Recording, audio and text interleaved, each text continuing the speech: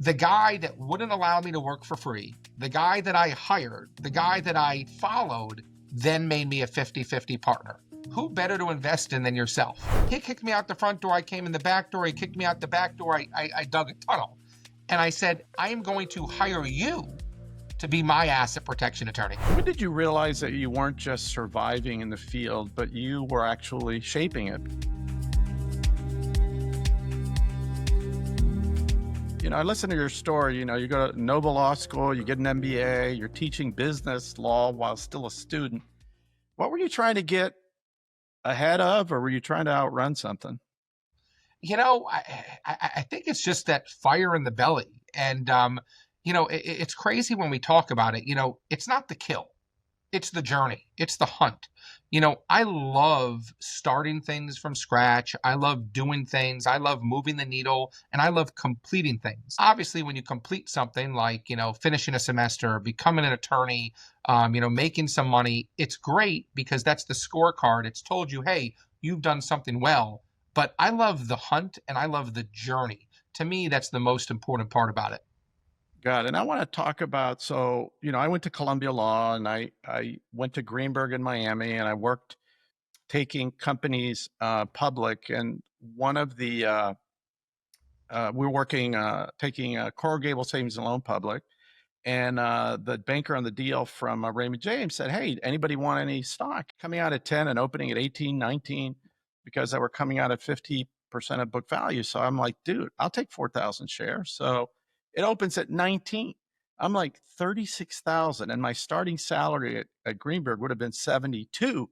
I'm like, wait a minute, I made 50% in one day, and they want me to work 3,000 hours to make the set.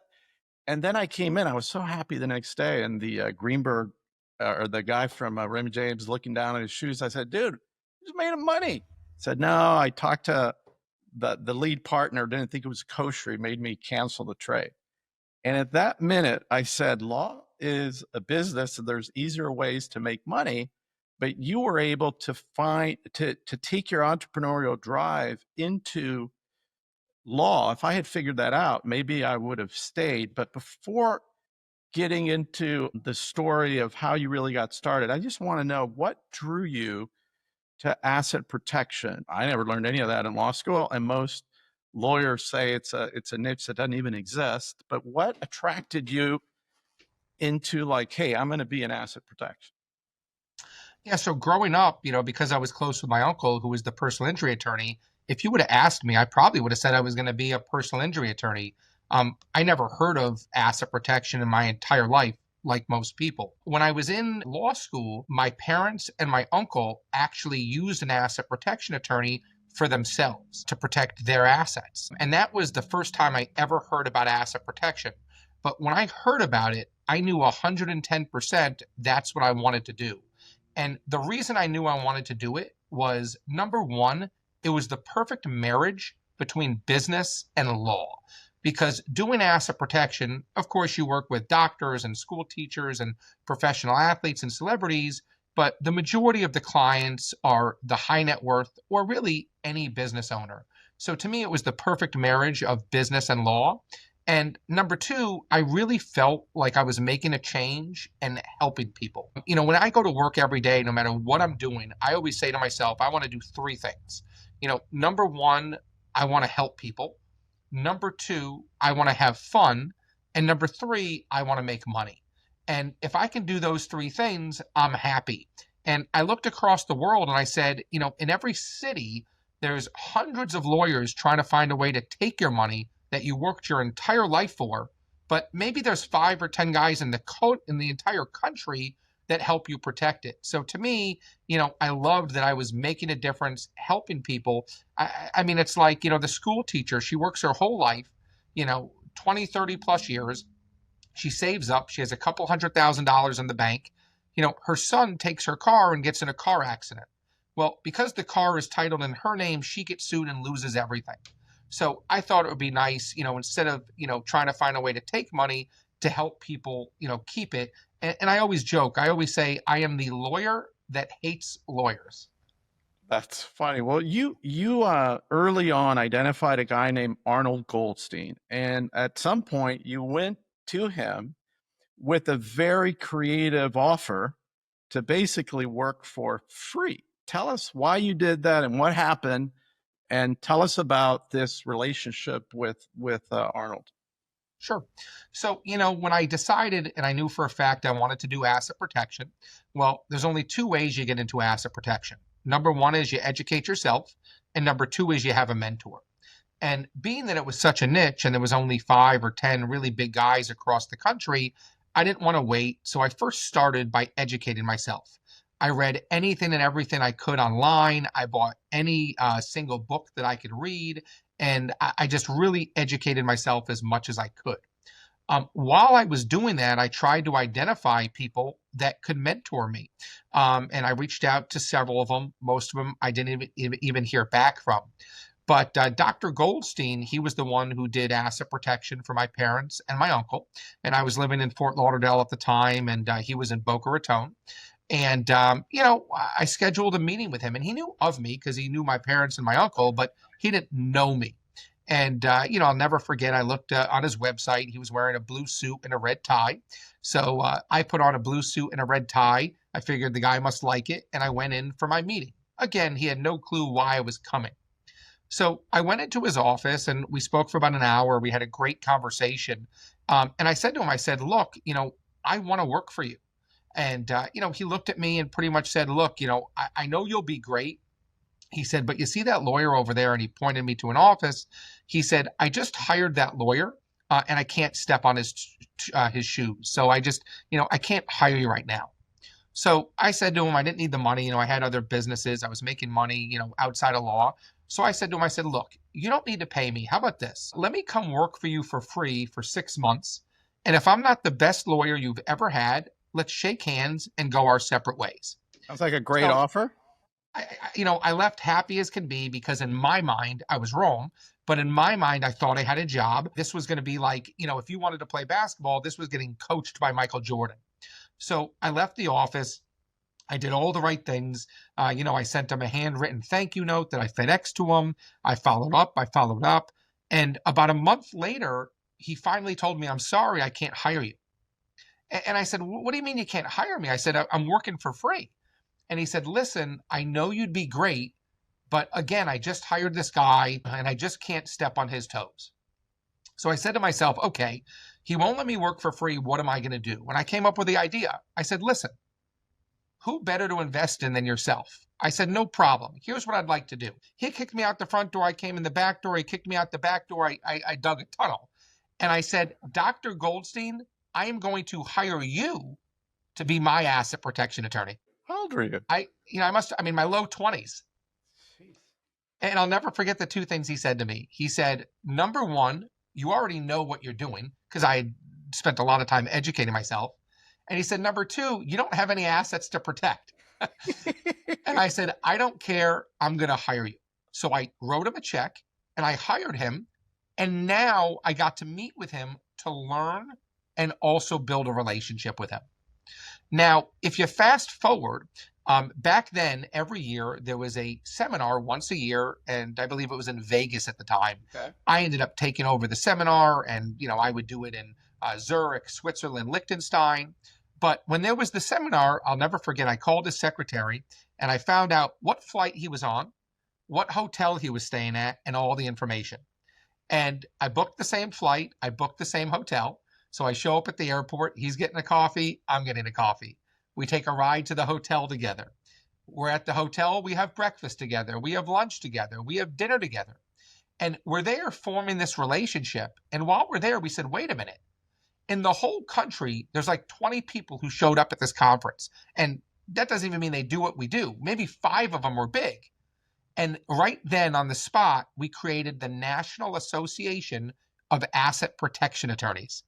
So then we had all these people joining our organization. I think he was the president and I was the vice president. So now we're back in Florida and now I'm meeting with him, not just on my case, but on the organization. Now, this was probably a year and a half later from the first time I came in and said, I will work for free. And I remember it like it's yesterday. He called me in for a meeting and I knew something was going on. And I knew something was going on because we met about once a month and I just met with him the week before. And I drove up from Fort Lauderdale and he said, Hillel, there's a time in every man's career to go up and there's a time in every man's career to go down. This is your time to go up and my time to go down. And I really, again, I was in my low 20s. I didn't really understand what he was even saying. And I asked him, I said, what do you mean? He said, it's a Hail Mary pass. It's a Hail Mary shot, but let's give it a try. I said, what do you mean? He said, I know you have a successful practice already in Fort Lauderdale. He said, come as little or as much as you want, but let's see what we could do together. And I said, I still don't understand what you mean. And I'll never forget this. He looked at me and he said, pretend you're on a cruise ship and the captain died. Here are the keys to my office. And that day he made me a 50-50 partner. So the guy that wouldn't allow me to work for free, the guy that I hired, the guy that I, followed, then made me a 50-50 partner. I closed the office in Fort Lauderdale. Of course, I finished all the cases. I bought my first piece of real estate in Boca Raton, and I started working full time with him. And it was amazing because, look, I had a successful practice on my own, but he had written 100 books. He had been practicing for 40 years. So I walked into a practice where now I was getting, 10 to 15 clients every day, real life experience, and you just can't buy that. I want you to go back and this tenacity that you had of someone saying no and you just keep going. It's so important for success. And how do you teach that to your own boys or to listeners that no just means a temporary no, but you got to just keep going? Yeah. So, it's funny because they teach it to me. When I hear no, like you just said, does that mean no, not right now? Well, how about in 10 minutes? Oh, well, if not in 10 minutes, how about tomorrow? So, with that being said, I'll never forget. I was on a boat with another R360 member, and we're at the dock, and we were hanging on the back of the boat. It was like a father and son thing, and I was there with my 9-year-old Sebastian, and we saw come by Jamie Foxx, who's a very famous actor. I don't know Jamie, but we had some mutual friends, and his boat, with a far different crowd than our boat, was parked a few boats down. And I'll never forget, Sebastian came up to me and said, Dad, I like his movies. I want to go talk to him. And I remember, wrongfully so, discouraging him, saying, well, Sebastian, let's not bother him, over and over. And over, Sebastian kept saying to me, no, Dad, the worst he can say is no. Let's go, let's go, let's go. After about 4 or 5 times, I said, what am I doing? Why am I getting in my son's way? He's right and I'm wrong. We went down to the boat. We saw one of Jamie's friends. He was just a few boats down.